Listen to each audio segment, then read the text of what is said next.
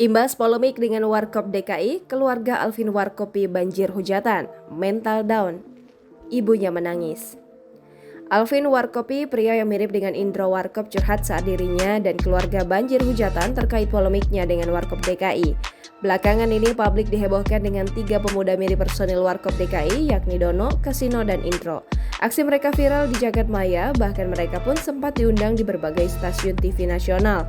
Warkop DKI KW tersebut menamakan diri mereka sebagai Warkopi.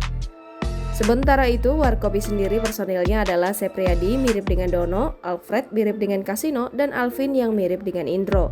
Namun sayang, kehadiran mereka saat ini justru menuai kritikan dan hujatan dari halayak ramai. Meski sudah meminta maaf kepada Indro Warkop dan telah men-take down semua konten di YouTube, namun kritikan dan hujatan tersebut rupanya masih saja terus berdatangan. Terkait hal itu, Alvin yang disebut mirip Indro Warkop kembali buka suara. Dia menjelaskan bahwa pihaknya tak pernah menjelek-jelekan apapun terkait Warkop DKI. Meski mengaku tak pernah menjelek-jelekan Warkop DKI, namun sayang dia tetap saja ramai dihujat warganet.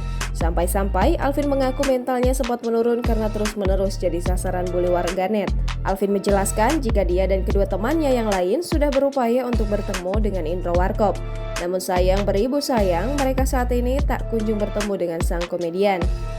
Tak hanya dirinya sendiri yang menuai hujatan, keluarga dari Alvin pun turut menerima imbasnya. Bahkan Alvin mengaku sempat dicibir sebagai anak dari wanita jalang.